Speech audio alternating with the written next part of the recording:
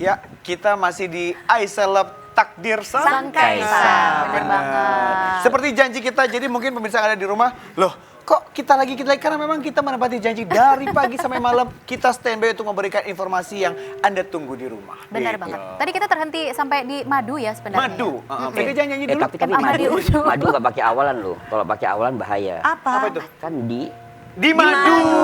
Beda Jangan beda Ustaz. makna. makanya beda nggak pakai makna. awalan. Jangan Pak Iya. Ustadz, jangan. Jangan. Nggak bagus buat Nggak kesehatan. bagus. Betul, tapi yang bagus kesehatan adalah madu. Kita sering madu. Madu. Ya? Betul. Jadi Nah, tadi bagus untuk stamina madu Iya, ya Ustaz? stamina. Jadi madu itu karena gula kompleks, ya gula kompleks maka dia aman buat penderita diabetes. Ya, karena gula kompleks ini maka madu ini bisa direaksikan dalam tubuh ketika kita mengkonsumsi butuh waktu 7,5 menit.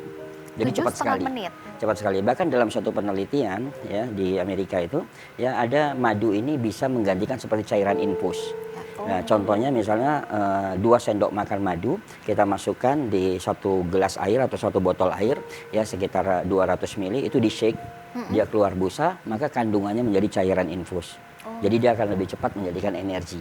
Itu madu apapun ya? Madu Ustadz, apapun, ya? yang penting madu asli. Oke. Nah, Ya. sekarang ini kita ada tips nggak nih, Ustaz? Singkat aja, membedakan madu yang beneran madu. Kadang-kadang udah kecampur gula juga kan. Iya, tambahan. iya. Jadi gini, madu yang asli, yang pertama biasa manisnya tidak menempel di lidah. Manisnya. Jadi manisnya itu soft. Ya, jadi nggak bisa juga madu yang asli itu tidak Katanya disemutin. disemutin Nggak itu bisa. mitos juga ya, Mitos. Ustaz? Karena kalau madu yang asli, karena ada juga madu ternak yang makan 1 nektar, 1 bunga. Iya. Nah, ketika dia makan 1 bunga, pasti nanti semut akan datang. Ya. Tapi biasanya semut ini hanya datang di tumpahan madunya. Dia tidak akan masuk ke dalamnya. Iya.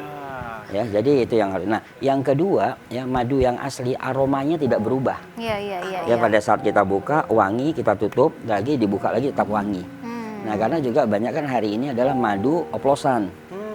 Ya kan, madu oplosan. Jadi tidak hanya ada lagu oplosan ya, musik Iya, oplosan iya, ya. iya. Nah, tapi ternyata madu juga ada madu oplosan. Oke. Ya, saya 18 tahun meneliti tentang madu keliling semua daerah. Nah, ternyata di hutan itu ada yang oplos. Bahkan dari sumbernya pun Dari dioplos sumbernya, duluan. betul. Aduh, itu, jadi gimana cara ngebedain dong Ustadz biar tahu yang nggak oplosan sama yang benar-benar pure, Iya. madu asli. Ya, begitu. makanya satu tadi dari aroma, Aroma, yang kedua rasa manis, juga. ya manis. Nah, yang ketiga tingkat kelengketannya. Tingkat Nah, kelengketan. Nah, tingkat kelengketannya. Biasa kalau madu yang asli dia tidak terlalu lengket. Oh, Ya, justru jadi dia agak tidak, sedikit cair. karena kadar airnya tinggi di Indonesia. Ya, Oke. dan warna madu tidak stabil. Iya, iya, Jadi iya. kalau ada madu Jadi warnanya botolnya coklat tuh beda-beda semua. isinya ya? Iya, jadi satu jenis misalnya tapi warnanya beda-beda.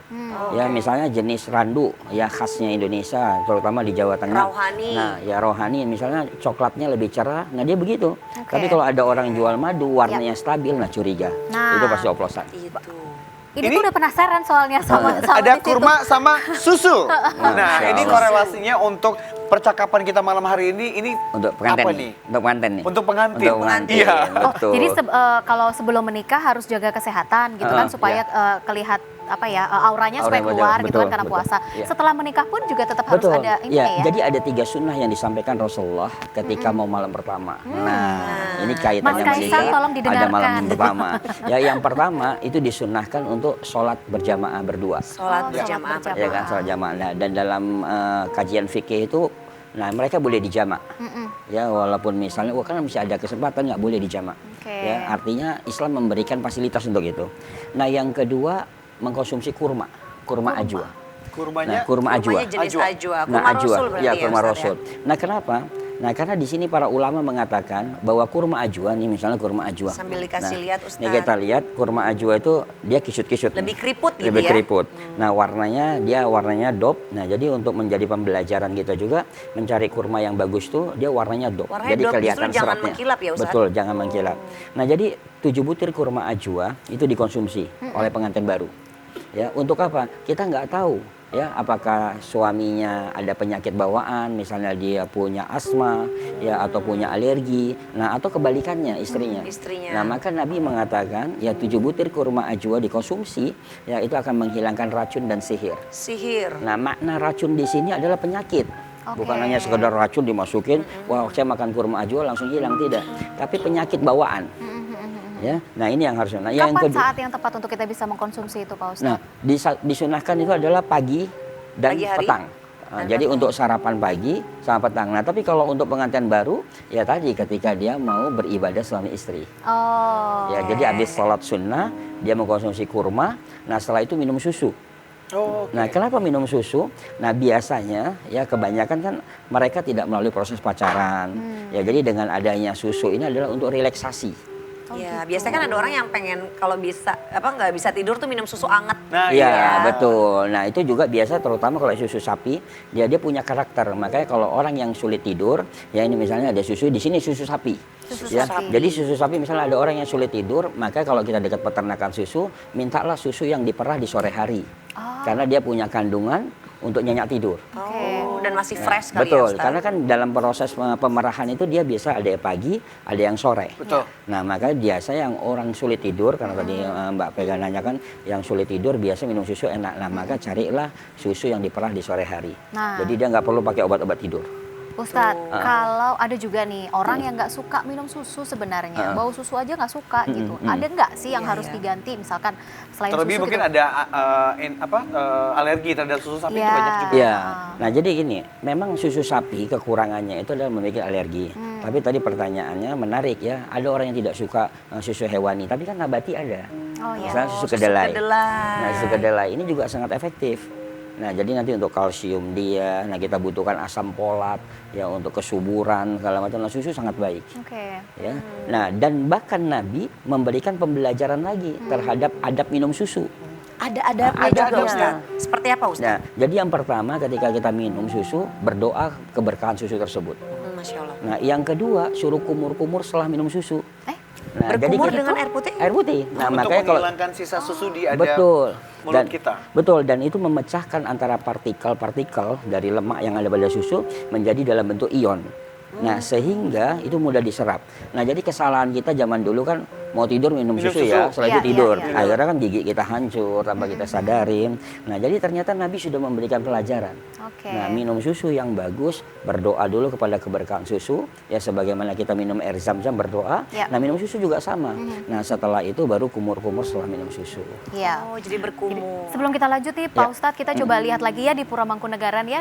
Tadi kita lihat juga sudah hadir Ketua KPK ya, ada Pak Firly beserta Ibu yang juga sudah hadir di Pura Mangkunegaran pada malam hari ini, dan kita juga masih melihat tamu-tamu begitu ya, tamu-tamu undangan pejabat daerah, ada Mas Giring juga yang hadir pada malam hari ini. Nah, seperti tadi disampaikan oleh rekan kita begitu ya yang ada di lapangan dari Fazila bahwa memang acara malam hari ini adalah sampai pukul 21. Jadi masih ada kesempatan mungkin tamu-tamu juga untuk hadir begitu ya, memberikan ucapan selamat kepada kedua keluarga yang memang tengah berbahagia pada malam hari ini. Betul. Boleh kita ngobrolin lagi nih, mungkin ini buat Boleh, yang baru menikah atau buat pelajaran ya Kakak Ojek Terima ya nanti ya. kasih. Yang siap menikah Siap. dan siap Siap hamil. menikah. Siap hamil nanti untuk pasangan, jangan ngeliat ke saya. Mas hamilnya di lambung Mbak Vega, ya kan?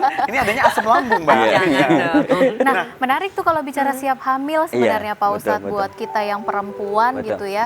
Kadang kan suka kelewat gitu untuk menjaga. Nah, Iya. kira-kira seperti apa sih? Apakah Iya. memang kurma aja cukup gitu atau Ya, gimana? Jadi gini, orang salah image atau mitos yang muncul di Indonesia bahwa kalau kamu pengen punya anak cepat, makanlah kurma muda.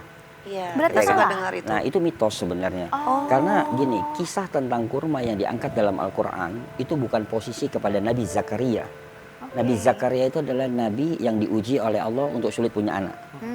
Ya, nah di situ tidak disebutkan tentang kurma. Tapi kisah tentang kurma dalam Al-Quran itu diangkatnya tentang kisah Maryam, ya, yang punya anak. Maka pada saat hamil dia menyandar di pohon kurma, lalu Allah turunkan rutoban. Rutoban itu adalah kurma-kurma yang matang yang baru, 2 biji, 2 butir kan. Nah dia makan, nah untuk apa? Mempermudah persalinannya.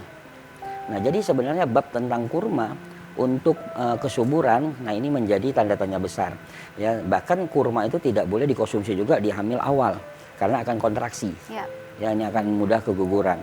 Nah makanya konsumsi untuk kesuburan itu salah satunya adalah misalnya olahan susu. Olahan Nah susu. itu sangat baik. Nah ikan, Oh, ya, ikan-ikanan. Nah, Apapun buah-buahan. ikannya, Pak Ustadz? Ya apapun ikannya. Ya jadi yang penting kalau bisa ya ada ikan laut ya karena omega yang kita butuhkan. Ya udah gitu buah-buahan misalnya buah bit, nah kiwi, nah ini sangat bagus ya untuk kesuburan. Dan yang pasti adalah pikiran. Nah, itu itu dia. dia. Suka Percuma kepikiran. makannya sehat, semuanya diatur, tapi pikirannya kusut. Betul. Banyak pikiran. Betul, karena ulama mengatakan bahwa 75% kesembuhan kalian ya atau kita pengen punya momongan itu adalah pola pikir. Pola pikir. Benar-benar. Makanya kan selalu habis nikah bulan madu. Iya. Ya Biar kan? relax, Biar biar relax. happy. Happy, nggak mikirin artinya kan kerjaan tenang. dulu. Betul. Pengen hamil tapi beban terus, akhirnya nggak hamil kan? Benar. Iya. Jadi mungkin bisa memberikan manfaat juga ya, nggak harus sebelum menikah harus Betul. sehat, tapi setelah menikah ternyata juga masih ada stepnya gitu ya, Betul, untuk betul. bisa tetap Tapi sehat. Ustadz kalau ini bicara soal susu dan juga kurma, tadi kan kita fokusnya untuk pengantin baru. Iya, Tapi untuk kita yang memang ini dijadikan patokan untuk daily, untuk sehari-hari Sehari-hari. ini bisa juga ya? Iya sangat baik ya. Jadi bahkan kurma ini ya nutrisi yang sangat luar biasa, sangat lengkap. Ya makanya kalau kita lihat dari sejarah Rasulullah, maka Rasulullah itu bisa sehari itu hanya makan 1 butir kurma. 1 butir kurma. 1 butir cukup untuk. Nah walaupun orang Indonesia ketika udah makan kurma belum makan nasi, belum makan. Iya. Ya, tapi paling tidak dari kurma ini untuk program diet cukup baik. Cukup baik. Ya karena nutrisinya sudah tercukupi. Nah tapi catatan ya buat kita semuanya ya dan nanti buat para penonton juga. Nah bahwa kurma ini yang kurang baik itu adalah kulitnya. Justru kulitnya jangan dimakan Nah, ya Ustaz. iya jadi kalau bisa direndam kita kupas kulitnya atau di blender kita saring. Oh gitu. Oh, Nah disaring. jadi kulit kurma ini dia kasar dan dia bisa menyayat dinding usus kita. Nah sehingga menimbulkan GERD atau gas yang hebat. Nah makanya kita kalau habis makan kurma yang banyak terasa panas badannya. Iya. Nah makanya Imam Muslim seorang perawi hadis itu pernah mengalami peradangan hebat pada tenggorokan gara-gara mengkonsumsi kurma terlalu banyak. Aduh, iya. Tapi idealnya berapa biji kan bilang ganjil gitu. Iya. Iya. Ganjil itu Iya. yang idealnya 3, 7, 9, Betul. Nah angka yang diangkat oleh Rasulullah itu banyak angka 7. 7. Jadi 7 itu untuk orang dewasa. Ya. Ya seperti kita aktivitas bagus, nah itu biasanya 7. Nah untuk anak-anak itu 1 sampai 3 maksimal. Udah cukup ya. Nah jadi sudah cukup, makanya tinggal kita lihat porsi kita kan. Wah dia aktivitas banget, silakan bisa di jus kurma. Ya. Nah anak-anak, kita bikin aja bubur kurma.